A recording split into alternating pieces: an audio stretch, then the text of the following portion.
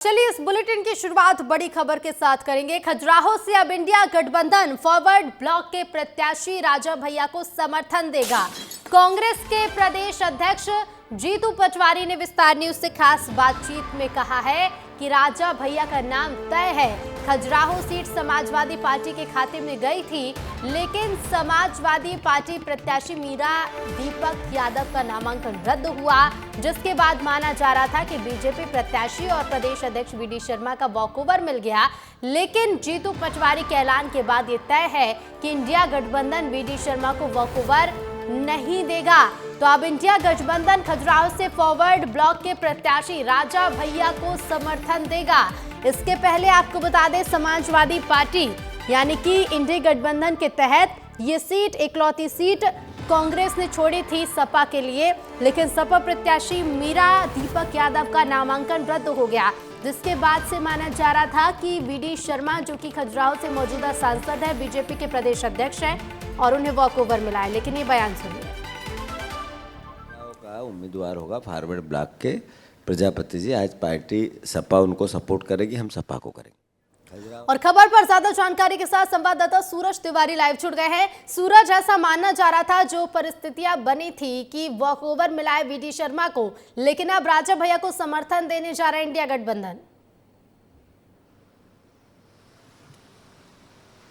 जी देखिए रितु, कांग्रेस ने पहले ही कह दिया था कि वहां से हम पीछे नहीं हटेंगे। कांग्रेस वहां चुनाव लड़ेगी, भले ही किसी निर्दलीय या अन्य पार्टी के नेता को समर्थन देना पड़े। ऐसे में जीतू पटवारी का ये बयान कि इंडिया फॉरवर्ड ब्लॉक के जो प्रत्याशी राजा भैया प्रजापति हैं, उनको कांग्रेस और सपा मिलकर समर्थन देगी, तो ये कहीं ना कहीं इसके बड़े मायने हैं। क्योंकि ऐसा लग रहा था कि मीरा यादव का नामांकन रद्द हुआ, अब कांग्रेस किसे चुनावी मैदान में उतारेगी, इसकी सियासी चर्चा थी कि कांग्रेस और सपा मिलकर किसको समर्थन देगी, क्योंकि वहां से समाजवादी पार्टी को इंडिया गठबंधन के तहत सीट मिली थी, उनका नामांकन रद्द हुआ। लेकिन अब जीतू पटवारी ने यह कहा है कि हमारी मतलब कांग्रेस और सपा की बातचीत हो गई है, जो फॉरवर्ड ब्लॉक के प्रत्याशी राजा भैया प्रजापति है उनको समर्थन दिया जाएगा।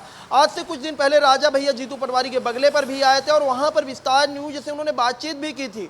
उन्होंने बीजेपी पर वीडी शर्मा पे बड़े आरोप लगाए थे। राजा भैया ने कहा था कि हमें डराया और धमकाया जा रहा है, हमें कहा जा रहा है कि चुनावी मैदान में सामने सूरज, कई तरह के बयान सामने आ रहे थे। अब देखना होगा समर्थन मिलने के बाद कितनी मजबूती से अब मैदान में उतरते हैं। फिलहाल शुक्रिया आपका हमसे जुड़ने के लिए और जानकारी के लिए। पांडुर्ना के कांग्रेस विधायक नीलेश उइके के घर पर पुलिस और आबकारी विभाग की टीम ने छापा मारा। छिंदवाड़ा डीएसपी की अगुवाई में मोहखेड़ और लावा घोगरी पुलिस के अलावा आबकारी टीम राजौरा रैयत में नीलेश उइके के घर पहुंची। टीम ने घर की तलाशी ली और घर के एक एक सामान को खंगाला, लेकिन कुछ भी नहीं मिला। इसके अलावा उनके खेत में भी जाकर जांच की गई और इसके बाद टीम बिना कार्रवाई के ही लौट गई। छिंदवाड़ा में 19 अप्रैल को वोटिंग होनी है और अब से थोड़ी देर पहले विस्तार न्यूज से बातचीत में नीलेश उइके ने छापेमारी को लेकर बीजेपी पर गंभीर आरोप लगाए। क्या कुछ कहा है, सुनिए। 4 बजे के लगभग ये पूरा दल आया था, पुलिस अमला, आबकारी का अमला। इनने 3 घंटे तक मेरे घर में, खेत में, घर के आसपास इनने सब देखा, लेकिन कुछ नहीं मिला। ये भारतीय जनता पार्टी का हार का डर इनको सता रहा है, इसलिए एक आदिवासी विधायक को परेशान करने का काम इन लोग कर रहे हैं। भारतीय जनता पार्टी डरी हुई है इस समय। लोकलाट में ये ऐसे आदिवासी विधायक को परेशान करने का काम ये लोग कर रहे हैं। दबाव तो उसी का है, भारतीय जनता पार्टी में शामिल होने के लिए इन्होंने दबाव डाला, तैयार नहीं हो तो इस तरह परेशान करने का काम ये कर रहे हैं।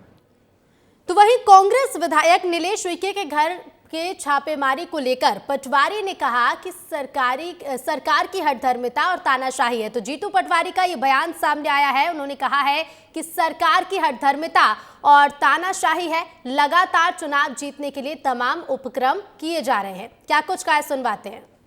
हो गया ये बात, यही कारण है जितने लोग गए, किसी की रॉयल्टी, किसी की रेता, किसी का परिवहन, किसी का ऐसे ही तो गए हैं। किसी न किसी से प्रशासन से परेशान होके गए हैं, आगे के दर्द से जेल जाएंगे, मुकदमे भोगेंगे, चलो बीजेपी में चलते हैं, ऐसे ही लोग गए हैं।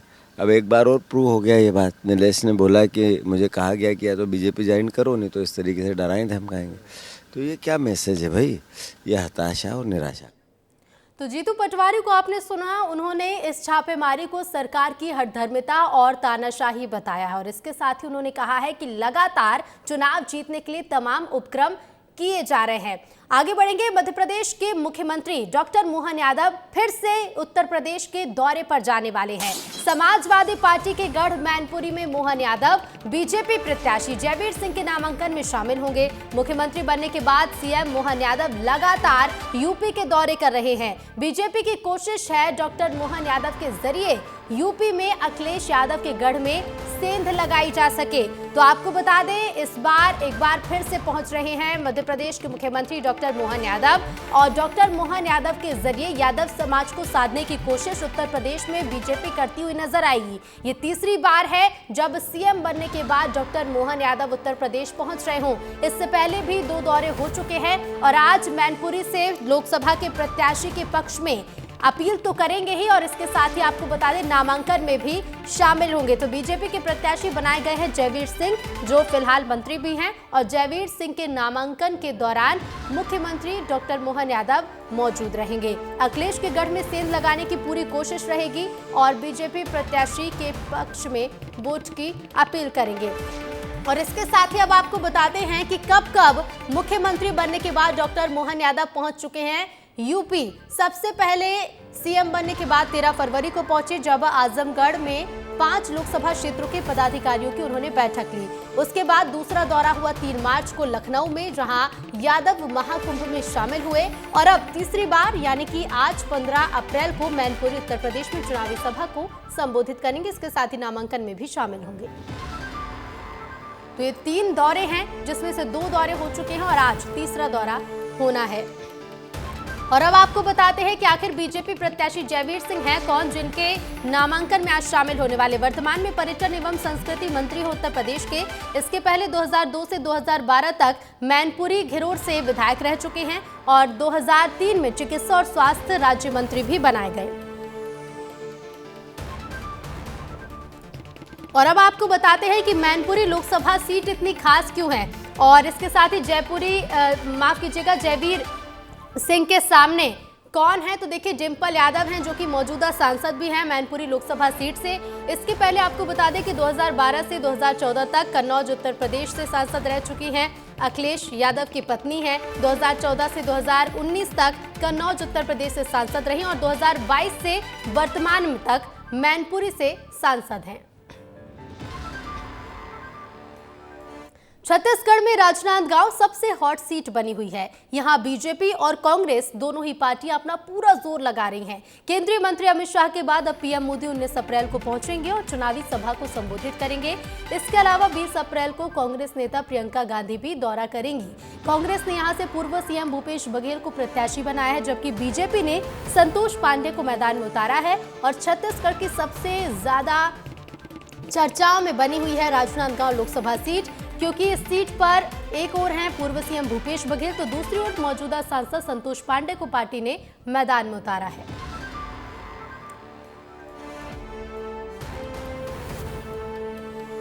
इस बार मध्य प्रदेश में लोकसभा चुनाव को लेकर बीजेपी का क्लीन स्वीप का प्लान है, जिसे लेकर इस बार बीजेपी कोई कसर नहीं छोड़ना चाहती। इसलिए बीजेपी की निगाहें इस बार लोकसभा सीट के नए प्रत्याशियों पर है, जिनके लिए पीएम मोदी खुद सभाएं कर रहे हैं। आखिर क्या है बीजेपी की प्लानिंग, ये रिपोर्ट देखिए।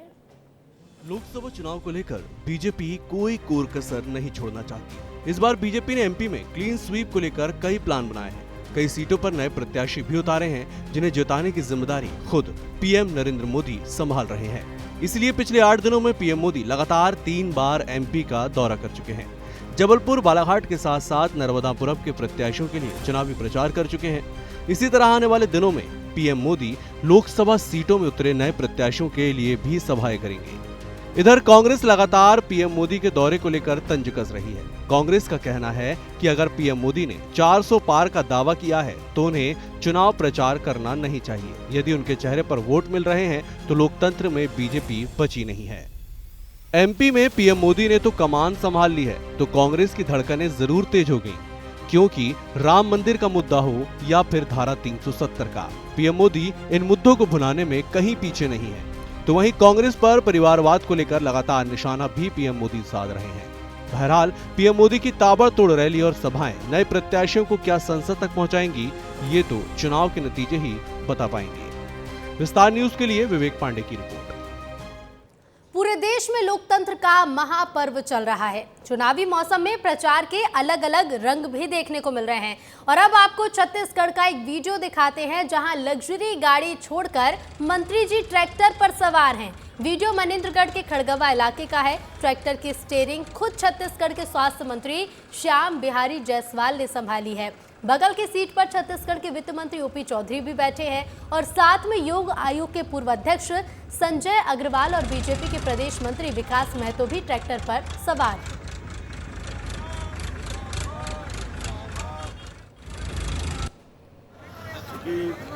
वित्त मंत्री जी ओपी चौधरी और हम लोग बाजार में सभा लेने आ रहे थे। हमारे कार्यकर्ताओं में उत्साह था, वो लोग ट्रैक्टर और बाइक लेकर खड़े थे स्वागत के लिए और कार्यकर्ताओं ने आग्रह किया कि ट्रैक्टर चलाना है करके। तो मैं किसान का बेटा हूँ, खुद किसान भी हूँ, तो मुझसे रहा नहीं गया। ट्रैक्टर से ही पूरी बाजार तक हम लोगों ने 5 किलोमीटर का सफर किया।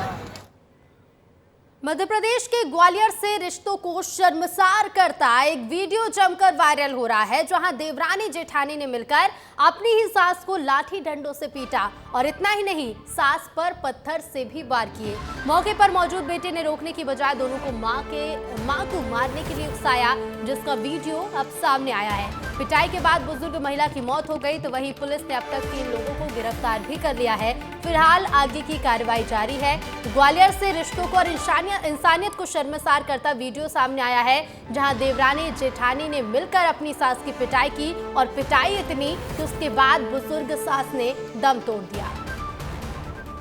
तो पुलिस ने इस मामले में अब तक कार्रवाई करते हुए 3 आरोपियों को गिरफ्तार कर लिया है और इस घटना से जुड़ा हुआ एक वीडियो भी सामने आया है। इसके साथ ही आपको बता दें, पुलिस का कहना है कि कोई पहली बार नहीं जब सास के साथ पिटाई की गई हो, इसके पहले भी मारपीट की गई थी।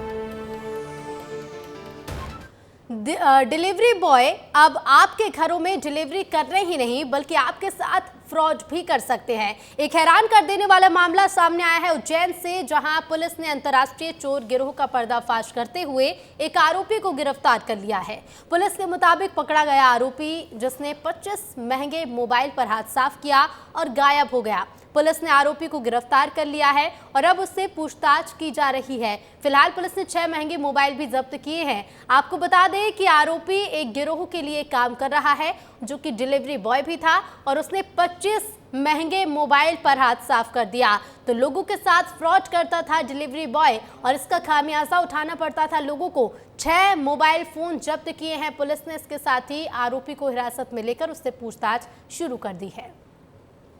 तो पकड़े गए आरोपी से पूछताछ की जा रही है और आरोपी अब पुलिस की हिरासत में है। वहीं 6 महंगे मोबाइल भी जब्त कर लिए गए हैं।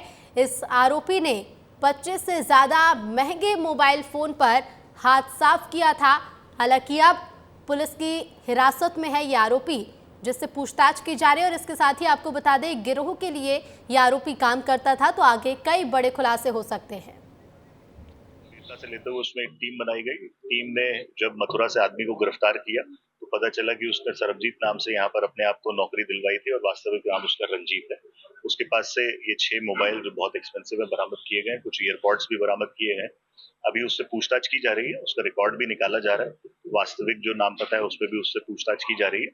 अन्य भी जो शिकायतें हैं, जो FIR है, उनमें हम देखेंगे कि अगर इसके माध्यम इसने किसी प्रकार के किसी खरीदार के साथ भी फ्रॉड किया तो उस संबंध में भी इससे पूछताछ की जाएगी।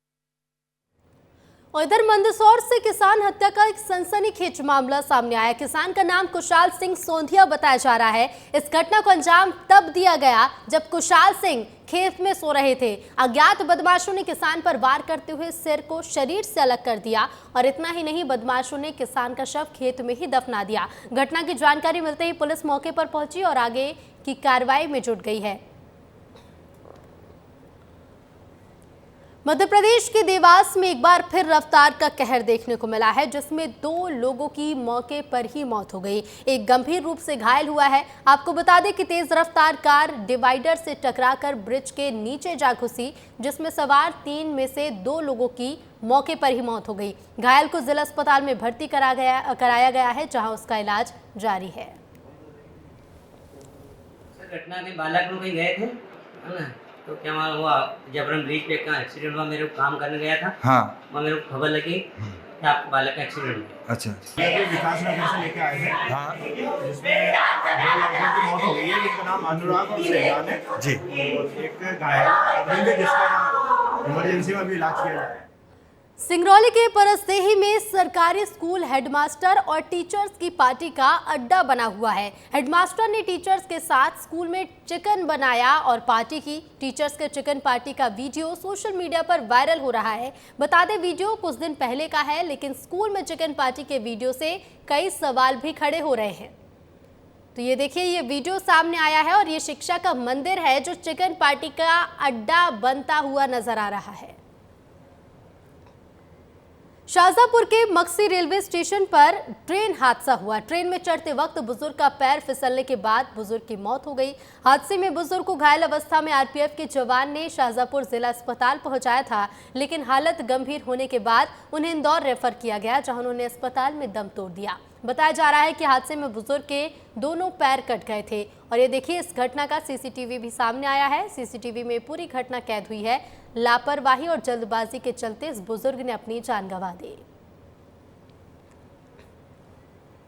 इधर बुरहानपुर में चलती बाइक में आग लगी और हादसे में बाइक सवार युवक बाल बाल बचा। अचानक बाइक में लगी आग से आसपास अफरा तफरी मच गई और इसके बाद लोगों ने पानी डालकर आग को बुझाया।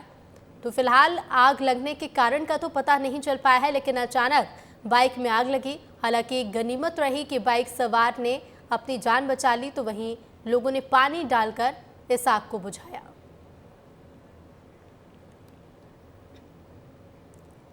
मध्य प्रदेश की कटनी का जिला अस्पताल एक बार फिर से सुर्खियों में है। इस जिला स्तर के अस्पताल की हालत इतनी खराब है कि यहां पर वार्ड बॉय और गार्ड इलाज कर रहे हैं। जी हां, आपको सुनने में ये भले ही अजीब लगे, लेकिन ये 100% सच है। यहाँ पर किसी हादसे के बाद आने वाले घायलों का इलाज डॉक्टर्स नहीं बल्कि वार्ड बॉय और गार्ड करते हुए नजर आते हैं। इसके साथ ही जिला अस्पताल में गाड़ियों की पार्किंग इसके तयशुदा स्थान पर होने की जगह ओपीडी के एकदम सामने हो रही है, जिससे मरीजों को दिक्कतों का सामना भी करना पड़ रहा है। कटनी जिले का जिला अस्पताल हमेशा से सुर्खियां बटोरता आया है। आज आपको हम ऐसी तस्वीर दिखाएंगे जिस पर जिला अस्पताल का विस्तार जो है वह किस तरह हो रहा है, ये आप इस तस्वीर के माध्यम से जान सकते हैं। सड़क दुर्घटना में घायल 4 लोगों को कटनी के जिला अस्पताल लाया गया है, लेकिन यहाँ पर स्टाफ नहीं होने के कारण वार्ड बॉय और जो लोग थे घायल के साथ, उनके द्वारा मरहम पट्टी की जा रही है। सीधी तस्वीर आप देख सकते हैं यहाँ पर कि जो लोग हैं वह यहाँ पर खुद अपने मरीजों का उपचार करते हुए दिखाई दे रहे हैं, तो वहीं गार्ड और जो वार्ड बॉय है वह यहाँ पर खुद मरहम पट्टी करते हुए दिखाई पड़ रहे हैं। जो नर्सों को काम करना चाहिए वह यहाँ पर वार्ड बॉय कर रहे हैं। अब आप सोच सकते हैं कि कटनी के जिला अस्पताल का क्या विस्तार होगा। अब अगर बात की जाए तो कटनी में जो है वे यहाँ के जनप्रतिनिधि अधिकारी जो है वह कहते हैं कि हमारा अस्पताल अच्छा है, लेकिन जो इस अस्पताल की दुर्दशा है वह यहाँ पर आप देख सकते हैं कि किस तरह से यहाँ की जो स्थिति है वह यहाँ पर दयनीय है। अब अगर हम विस्तार की बात करें कटनी के इस जिला अस्पताल की, तो जिला अस्पताल के ओपीडी के सामने जहाँ पर डॉक्टरों का चैम्बर होता है वहाँ पर जो है वह वाहन पार्किंग में तब्दील हो चुका है। यह है जिला अस्पताल का विस्तार जो यहाँ पर वाहन पार्किंग पर तब्दील हो गया है। आप इससे सोच सकते हैं कि यह जिला अस्पताल है जहाँ पर मरीजों का उपचार होना चाहिए, तो यहाँ पर डॉक्टर और नर्सें नहीं हैं, लेकिन यहाँ पर जिला अस्पताल जो है वह वाहन पार्किंग पर भी तब्दील होता हुआ दिखाई पड़ रहा है। यश खरे, विस्तार न्यूज, कटनी। धार के भूतशाला में दरगाह परिसर के नीचे तलघर मिला है, जिसमें कुछ शिलालेख भी मिले हैं। टीम ने पहली बार यज्ञ कुंड की नपती कर मिट्टी हटाई तो पत्थरों की बनी कई लिपियों की लिखावट और चित्र भी नजर आए हैं। 9 घंटे के सर्वे में गर्भगृह में टीम ने क्लीनिंग और ब्रशिंग भी की है। भोजशाला में दरगाह परिसर के नीचे तलघर पाया गया है और सर्वे लगातार जारी है। उज्जैन में गाड़ी में बैठकर चाकू लहराते हुए सोशल मीडिया पर 2 बदमाशों का वीडियो वायरल हुआ। पुलिस ने इस मामले में तुरंत एक्शन लेते हुए दोनों आरोपियों को गिरफ्तार कर लिया है। तो देखिए बदमाश किस तरह से आतंक फैलाने की कोशिश कर रहे हैं। उज्जैन में ये सामने आया है। इस वीडियो के जरिए समझिए कि चाकू लहराते युवकों का वीडियो वायरल हुआ है। और इसके साथ ही आपको ये भी बता दें, हालांकि पुलिस ने सतर्कता दिखाई और दोनों आरोपियों को गिरफ्तार कर लिया, लेकिन उसके पहले ये बदमाश जो अपने आतंक और दहशत फैलाने की कोशिश कर रहे हैं, इस वीडियो के जरिए ये वीडियो वायरल किया गया, वीडियो सामने आया। पुलिस ने इस मामले को संज्ञान में लिया और इन दोनों आरोपियों पर कार्रवाई करते हुए गिरफ्तार कर लिया है।